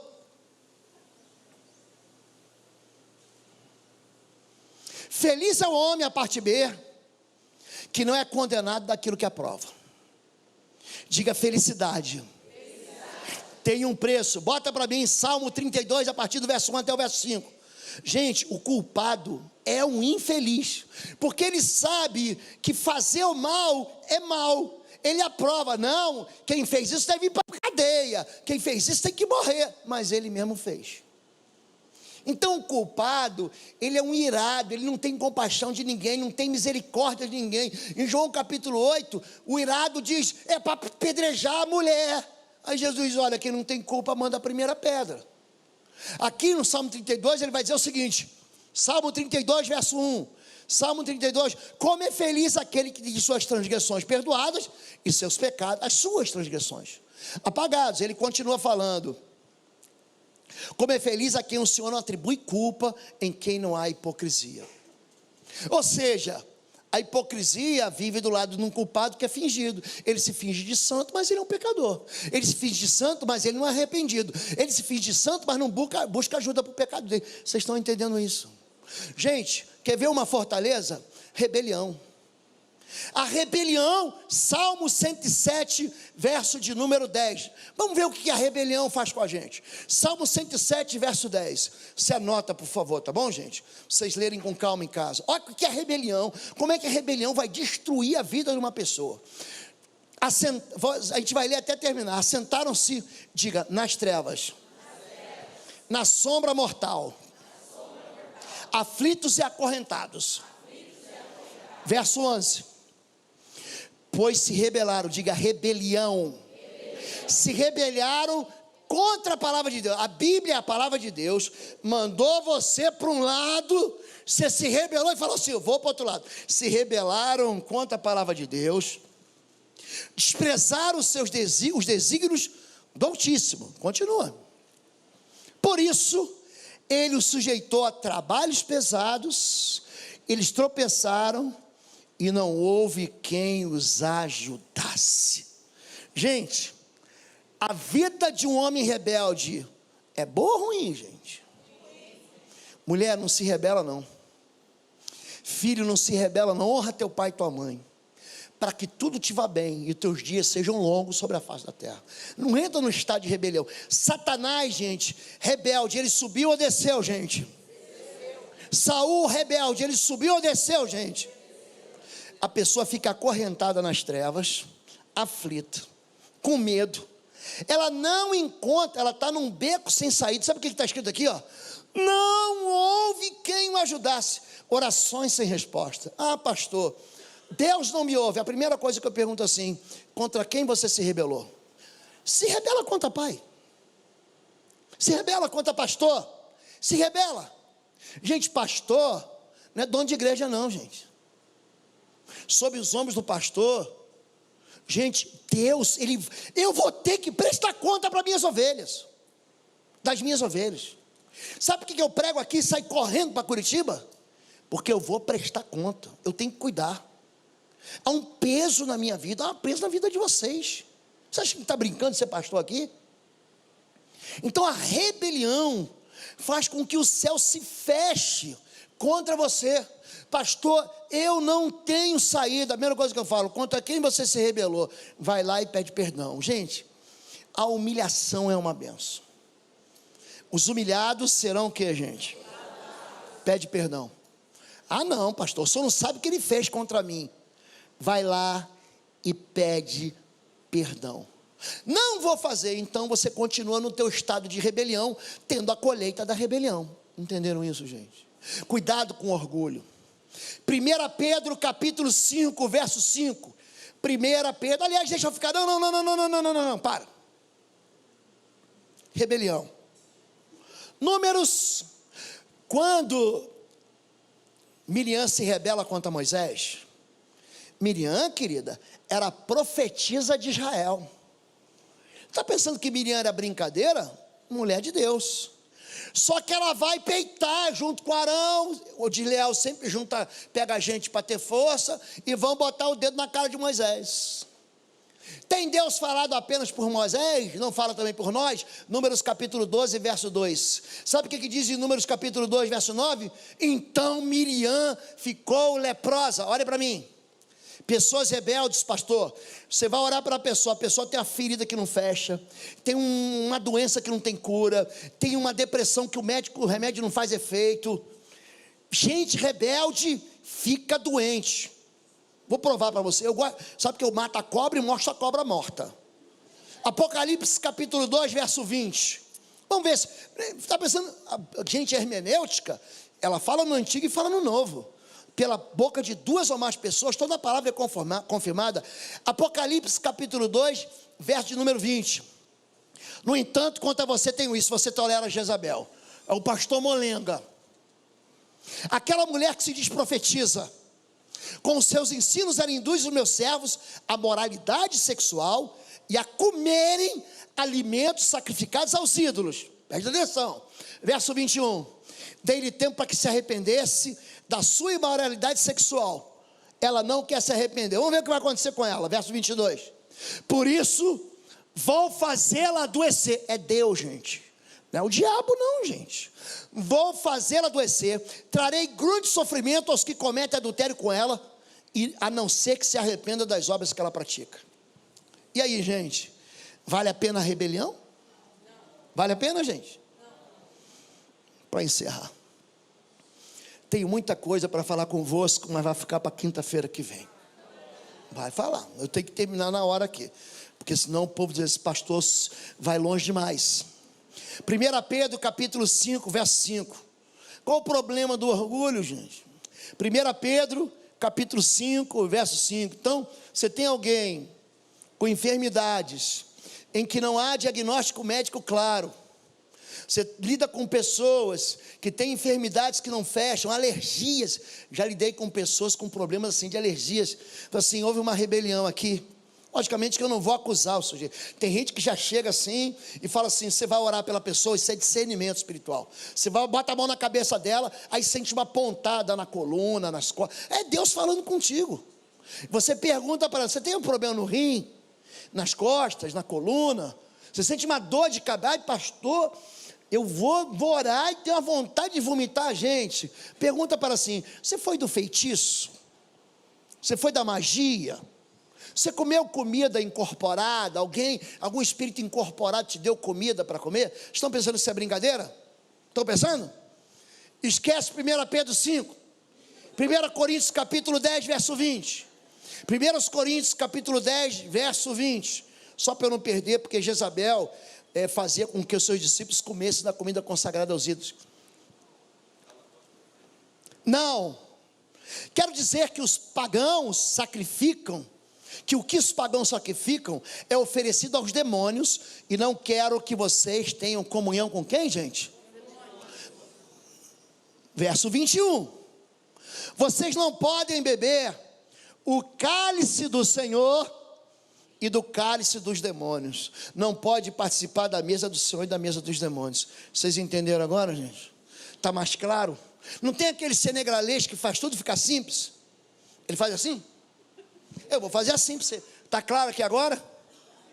Então, gente, a Bíblia ela não erra. Esse discernimento, você está orando, aí tua barriga está mexendo. Eu pergunto assim, houve algum aborto? Você nasceu de um ventre que sua mãe abortava? Você comeu alguma comida consagrada? Você foi consagrada no ventre da sua mãe? Esse discernimento, ela vem através de quê? Diga assim, da palavra de Deus. Gente, eu estou dando para vocês aqui uma overdose de Bíblia. Eu estou inventando alguma coisa? Porque Deus me revelou. Gente, Deus não revela nada divorciado daquilo que está escrito, que a palavra dele não muda. A palavra dele é rocha. A palavra de Deus é justa e verdadeira, querido. Tem um monte de gente aqui que diz que é profeta, que profetiza coisa fora da Bíblia. Gente, olha para o fruto da vida dele. Olha só, gente. Agora sim, para a gente encerrar. Agora eu vou encerrar. 1 Pedro capítulo 5, verso 5. Primeira carta de Pedro, capítulo 5, verso 5. Aí semana que vem a gente continua. Vou falar sobre sexualidade. Vai ser ninguém vai sair daqui, ai pastor, sair daqui pesado. Você vai daqui sair leve, perdoado. Você vai sair com uma vida nova, com uma história nova, com um tempo novo. Jesus veio para libertar. Ele não veio para prender ninguém. Jesus veio para perdoar pecados. Não veio para... Quem acusa é o diabo. Quem acusa é Satanás. Por isso que o nome dele é o que, gente? Diabo, o acusador dos nossos irmãos, que acusam de dia e de noite. Mas debaixo do sangue da cruz, a Bíblia diz, Romanos capítulo 8 diz, não há nenhuma condenação. Diga assim, para mim não. Não há condenação. Não há nenhuma condenação para os que estão em Cristo Jesus. Passaram da morte para a vida. É isso, querido, é tão simples, mas o orgulho não deixa. O orgulhoso, sabe o que ele diz? Eu não preciso. Eu não sou que nem esses aí, que erraram, que tropeçaram. Eu sou marido de uma só mulher, dou o dízimo de tudo. Você lembra? 2 homens souberam o tempo para orar? Eu não sou como esse publicano, esse ladrão, esse mensalheiro, esse do partido, que eu não vou falar o nome. Esse miserável que roubou lá da máfia das ambulâncias, esse miserável que roubou lá da merenda escolar. Eu não sou que nem ele não. Eu sou justo, eu nunca passei um cheque sem fundo. Eu fui marido, esposa não, você foi esposa, de um homem só, de uma mulher só. Aí o orgulhoso fala o seguinte: não, eu não preciso tanto que nem ele. Eu não preciso tanto como um mendigo. Aliás, nós vimos uma história de um mendigo essa semana, vocês viram? De uma moça que convidou. É a história mal contada, mas eu vou dar para vocês um testemunho que eu tenho de atendimento de gabinete pastoral. 2 vezes no culto, 2 vezes em culto de libertação, a moça, 2 moças, e uma vez um rapaz também em Lins, na igreja do pastor Kleber. Nossa, eu estava lá pregando, parceiro, um homem de Deus, um servo de Deus. Ele vai orar, gente, ele dobra o joelho 8 da manhã, só levanta meio-dia, sem brincadeira. Depois para levantar, sem brincadeira, parece que não tem perna. Fica de joelho de 8 a meio-dia para você ver como é que é bom para tosse. E ele fica lá. Aí estou lá, no meio da ministração aparece um homem, todo tatuado, assim que nem está aqui. Deus mandou vir aqui, trouxe o óleo consagrado e falou porque você ia orar por mim. Eu falei, mas Deus não falou nada comigo e você senta agora. Aí ele perdeu o conceito. No final eu vou orar com você. Gente, nós levamos ele para o ambiente, eu, umas 2, 3 pastores, 4 pastores. Na hora que eu comecei a orar, ele ficou gente, na velocidade da luz. Tirou a roupa, ele estava de bota. Tirou a bota, ficou pelado, todo tatuado. Aí ele chegou, tá aqui, tinha uma tatuagem aqui. Tá aqui, pastor, ora por mim. Aí manifestou um demônio e tal. Aí ele saiu, glória a Deus, estou livre. Está livre não, sou mentiroso. Seu mentiroso, em nome de Jesus, traz esse corpo para cá agora. E sentou de novo, sentou na cadeira. Ele tinha 7 caveiras assim, tatuadas, né? Depois leia, por favor, Levítico capítulo 19, verso 28. Você que acha que tatuagem é nada a ver, dá uma lidinha lá. Não farás tatuagem nem marcas em seus corpos. Não, a semana que vem a gente trata disso. Não vou invadir não. Eu falei, o que é isso aqui? Aí o demônio manifestou, eu matei os 7. Na verdade ele tinha vindo da prisão, da cadeia, tinha matado 7, e cada morte era uma caveira. Era um espírito imundo. Você sabe que quando o espírito imundo sai, ele volta com 7. Bom, enfim, é um outro assunto. Isso é Lucas capítulo 11, mas é um outro assunto. Onde nós estávamos mesmo? Nudez. E 2 vezes, 2 moças tiraram a roupa, uma no culto e outra no gabinete pastoral. Então você tem que tomar cuidado com isso. Agora eu não sei porque que eu estava falando isso. Porque eu estava... Mendigo.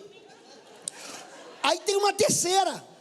Essa moça veio de outro estado, veio com o marido. Gente, na hora que eu fui, ela, o marido na sala, pastor. Na hora que a gente começou a orar, ela fez a confissão de pecado, ela foi tirando a roupa, pode parar.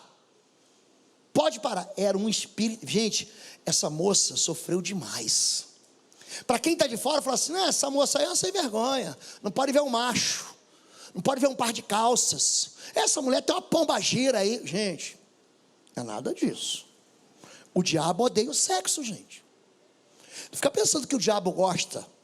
O diabo odeia, por isso que ele destrói a sexualidade verdadeira. É por isso. Gente, essa moça, ela estava aprisionada desde os abusos que ela sofreu em casa de pai e de irmão. Aquele espírito imundo, ela não perdoava. E quando eu falava assim, vamos perdoar o papai, eu pegava na mão dela, não, papai morreu. Então finge que eu sou teu pai, feche seus olhos e diz assim, papai, eu te perdoo. Gente, ela manifestava de um jeito, ela queria o quê? Ela queria tirar a roupa.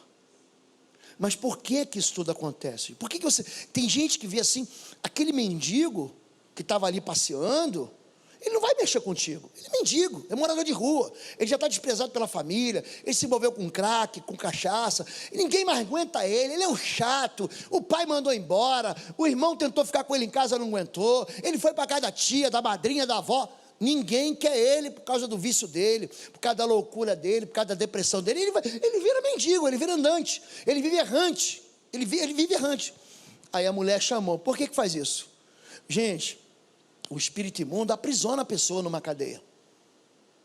Eu já tratei de gente que falou assim, pastor, eu não consigo. Mas dentro da vida dela, o que mora? O que habita? Habita um espírito sedento de pecado para ele poder permanecer dentro da vida da pessoa. O espírito imundo só vai ficar na vida da pessoa se houver pecado. E se houver pecado, quanto mais, pecado recorrente, é o pecado, não é o pecado, me aborreci hoje, pastor, e eu fiquei com tanta raiva do motorista, que eu levantei o dedo para o alto. Que dedo? Esse aqui, pastor. Eu falei, Deus está vendo.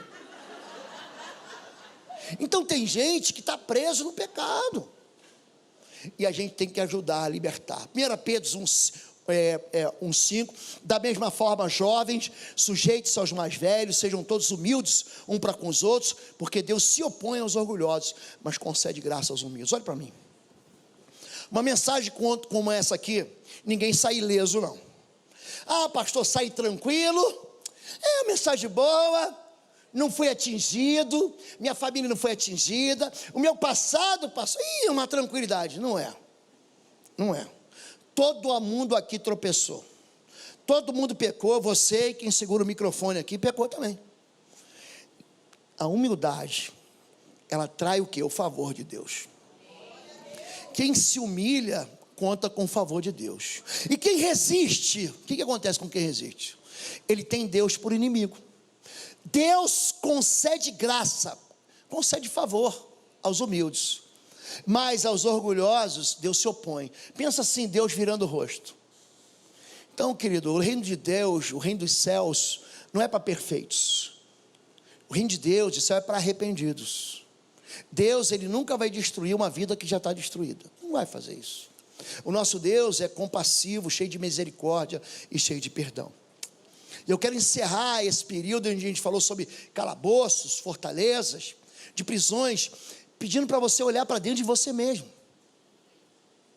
Os espias entraram dentro da casa de Raabe, e eles descobriram na noite. Passar a noite significa o seguinte: verificar aquilo que acontece nas sombras, na escuridão. Tem coisas que você fez que ninguém sabe, e tem coisas que fizeram com você também que ninguém sabe. Essa escuridão é que promove um passeio satânico, diabólico dentro da sua vida.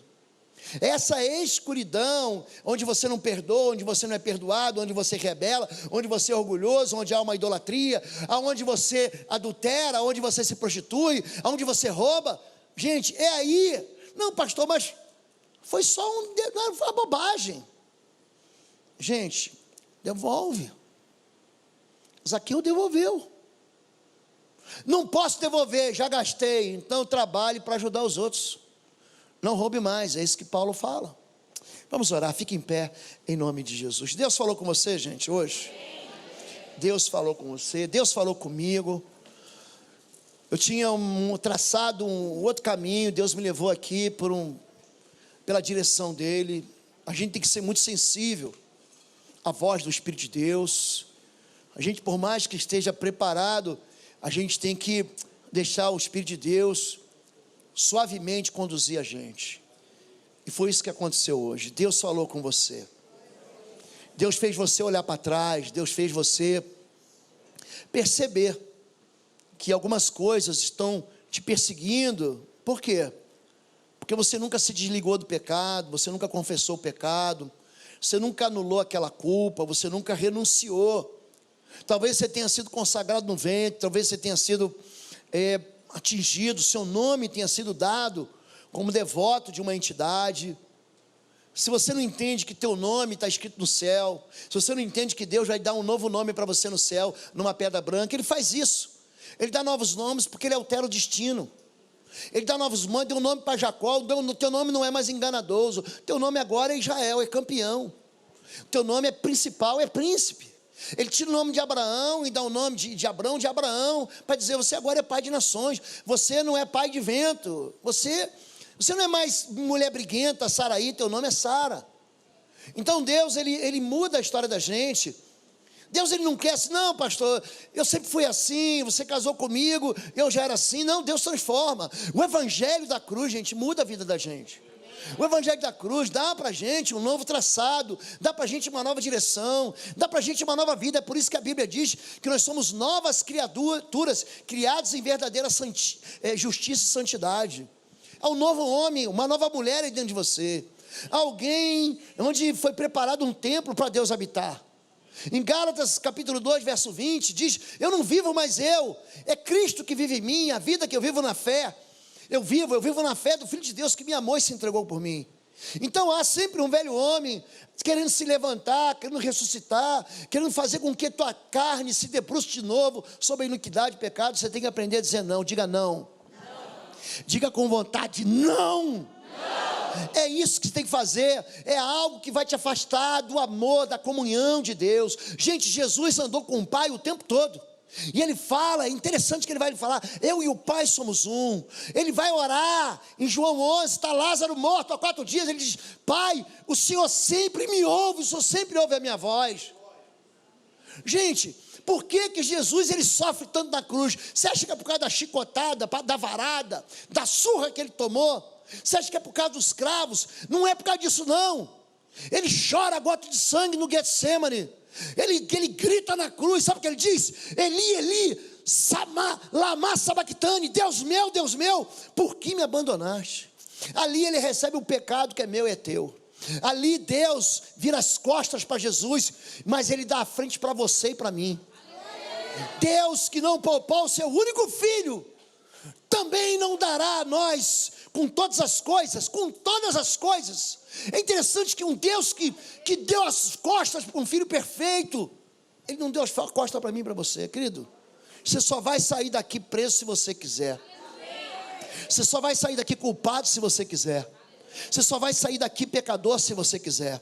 Feche teus olhos em nome de Jesus. Se Deus falou contigo essa noite, levanta a tua mão assim, dá um amém. Dá um amém, Deus falou comigo. Se você quer sair daqui perdoado, diz amém, amém. Se você quer perdoar os teus agressores, diz amém. Se você quer se desligar do pecado, diz amém. Se você quer quebrar e destruir toda a fortaleza, diz amém.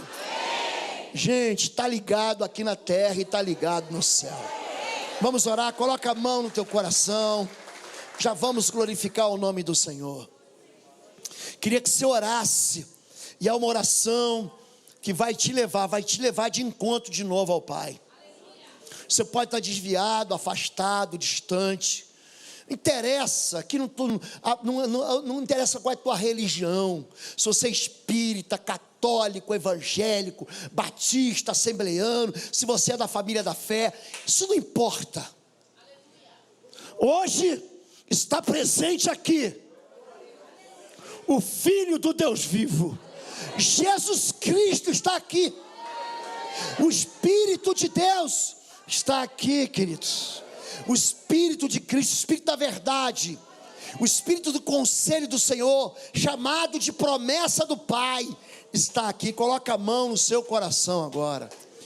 Vamos orar junto, diga assim: Senhor meu Deus, eu sou teu filho, e o Senhor é o meu Pai, e eu nasci de novo, para uma vida transformada, pela fé, no meu Senhor, Redentor, e meu Salvador, Jesus de Nazaré, o Filho de Deus. Eu hoje reclamo as promessas da liberdade sobre a minha vida. Eu, em nome de Jesus, e pelo sangue da cruz, eu dou um passo diante da intimidade do trono do meu Deus, e eu, pela fé, eu ouso chamar o meu Deus de meu Pai, e eu tomo sobre a minha vida o nome de Cristo. Eu confesso, eu creio que Deus ressuscitou Jesus Cristo dos mortos. Eu creio que Deus levou Jesus e Ele está sentado à direita do trono do Pai. Eu declaro com a minha boca que Jesus Cristo levou sobre si minhas transgressões, meus pecados e as minhas iniquidades.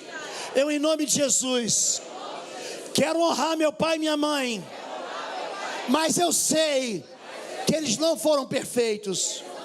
Então eu quebro essa noite, em nome de Jesus, todo contrato espiritual, todo pacto, todo negócio espiritual de consagração levado no meu nome pelos meus pais, pelos meus avós, por aqueles que me cuidaram e foram responsáveis por mim. A partir de hoje, toda ligação com o pecado de iniquidade, de magia, de feitiçaria, de bruxaria, está desfeito agora, no nome poderoso de Jesus Cristo, Jesus de Nazaré, o meu Senhor e o meu Salvador. Eu aqui peço perdão por toda rebelião, todo orgulho, por toda amargura, por toda culpa. Eu me desligo disso e eu decido perdoar. Diga, eu decido perdoar os que me agrediram, os que me pisaram, tentaram me destruir, me roubaram, me traíram, me enganaram, me descartaram, tentaram me abortar. Eu agora, em nome de Jesus, libero uma palavra. Eu os perdoo, diga, em nome de Jesus. E ele não tem mais parte comigo.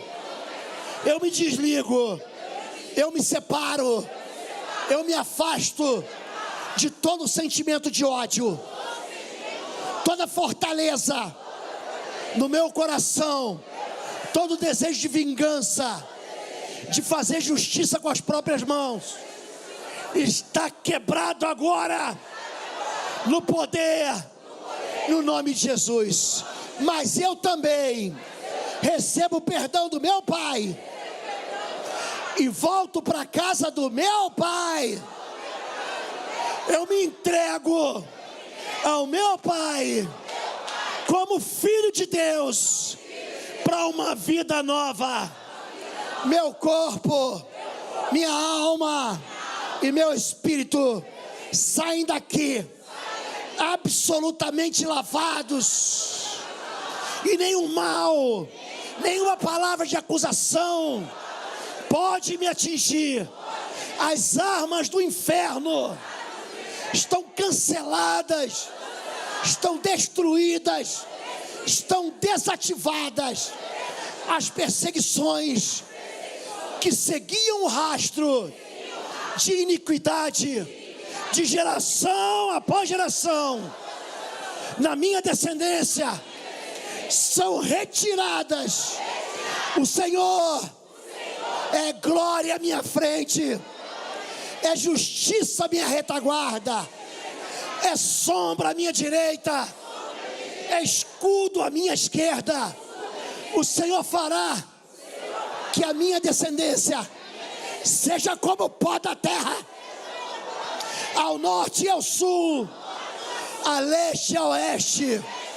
Praga nenhuma chegará na minha vida, porque eu e a minha casa serviremos ao Senhor, e a bondade e a misericórdia e o poder e o perdão do Senhor me perseguirão e me alcançarão por todos os dias da minha vida.